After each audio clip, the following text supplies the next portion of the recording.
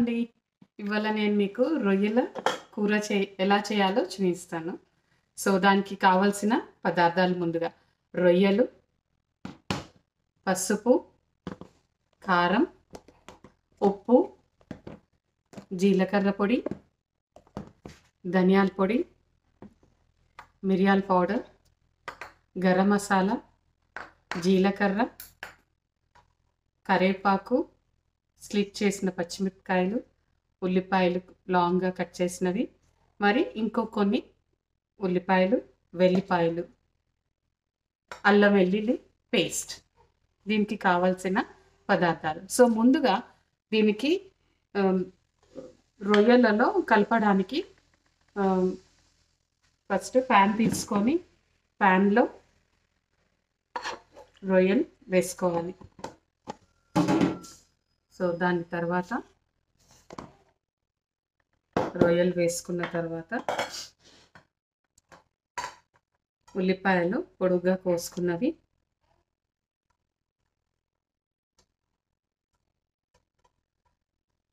పచ్చిమిరపకాయలు స్లిట్ చేసి పెట్టుకోవాలి, కరివేపాకు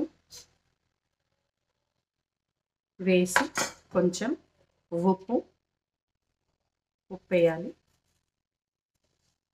కొంచెం పసుపు. ఉప్పు తక్కువ వేయాలి ఎందుకంటే మళ్ళీ మనం కూరలో కూడా వేసుకుంటాం. సో ఇది మనం స్టవ్ మీద ఒక 5 minutes పాటు పెట్టుకోవాలి. మూత పెట్టి పెట్టుకోవాలి. 5 minutes. ఎక్కువ ఉడకబెట్టకూడదు. ఎక్కువ ఉడకబెడితే రొయ్య అనేది రబ్బర్ లాగా మారిపోతుంది, గట్టిగా అయిపోతుంది. సో దానివల్ల ఒక 5 minutes. అది కూడా మూత ఎందుకు పెట్టాలంటే వాటర్ రావడానికి.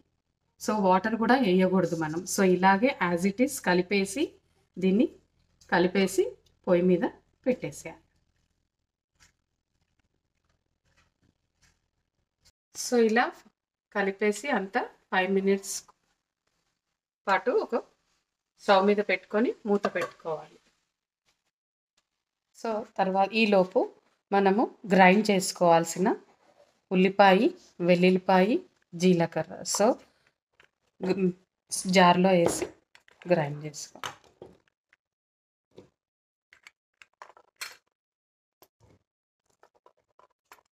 వెల్లిపాయలు, కొంచెం జీలకర్ర ఈ చిన్న స్పూన్తోని వేసి గ్రైండ్ చేసుకోవాలి. ఇది మొత్తం గ్రైండ్ చేసుకోకూడదు, ఓన్లీ కచ్చపచ్చ గ్రైండ్ చేసుకోవాలి. 5 minutesలో ఉడికిపోయిందండి.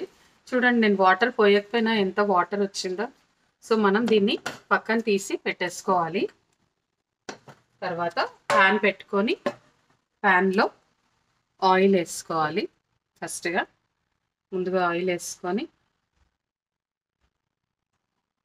సో హీట్ ఎక్కాక తర్వాత కొంచెం జీరా వేసుకోవాలి, జీలకర్ర,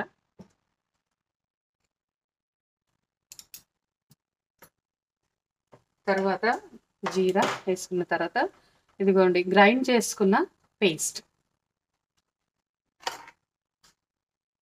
సో ఈ గ్రైండ్ చేసుకున్న పేస్ట్ కూడా మనం ఇందులో ఈ పేస్ట్లో జీరా, వెల్లుల్లిపాయ, ఉల్లిపాయ వేసి గ్రైండ్ చేసుకున్నాం.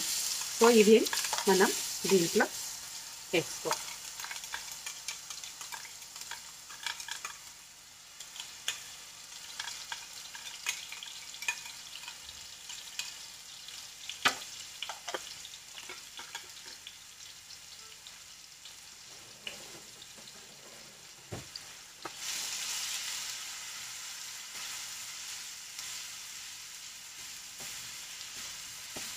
సో ఈ పేస్ట్ అనేది కొంచెం బ్రౌన్ అవ్వాలండి.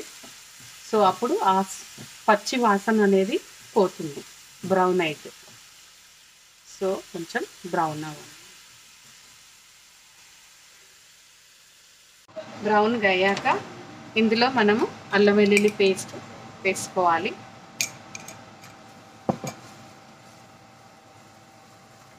కొంచెం ఫ్రై అయ్యాక మళ్ళీ పసుపు, కొంచెం ఉప్పు, చాలా కొంచెం వేసుకోవాలి, ఎందుకంటే ఆల్రెడీ మనము రొయ్యల్లో వేసాం కాబట్టి. ధనియాల పొడి,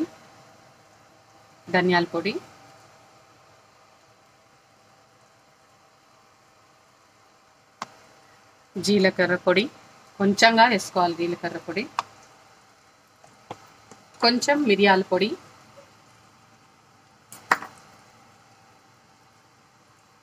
గరం మసాలా, తర్వాత కారం మీకు సరిపోనంత వేసుకోవాలి. సో ఇదంతా కలుపుతున్నాం.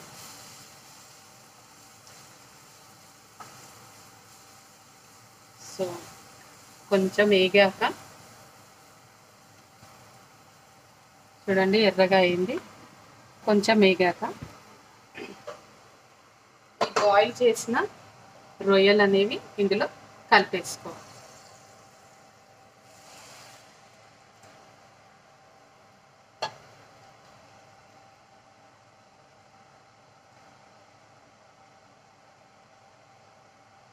ఇలా ఉడకబెట్టుకోవాలి, కొంచెం ఉడికించుకోవాలి గ్రేవీతోని.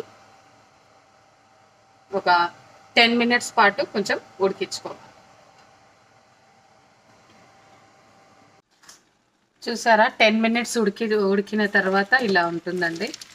చూడండి, నీళ్ళు అసలు ఏవి లేవు. సో దీని మీద మనం కరివేపాకు ఇంకొంచెం వేసుకోవాలి. వేసుకొని చూడండి, ఏం వాటరే లేవు. సో కర్రీ అనేది రెడీ, ఎందుకంటే వాటర్ లేదు, ప్లస్ ఆయిల్ అంతా చూసారా సపరేట్ అవుతుంది. సో ఎంత చక్కగా ఉడికిపోయింది, రెడీ టు ఈట్ అన్నమాట. వైట్ రైస్తో చాలా చాలా టేస్టీ ఉంటుంది ఈ రొయ్యల కూర. సో ఇలా చేసుకుంటే ఏంటంటే మనకి స్మెల్ అనేది కూడా ఏమీ రాదు. సాధారణంగా కొంతమందికి రొయ్యల స్మెల్ వచ్చేసరికి ఇష్టంగా తినరు. సో ఇలా చేసుకుంటే ఏంటంటే స్మెల్ అనేది అసలు మొత్తానికే ఉండదు.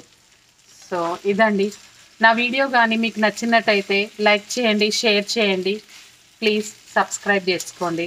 థ్యాంక్ యూ అండి.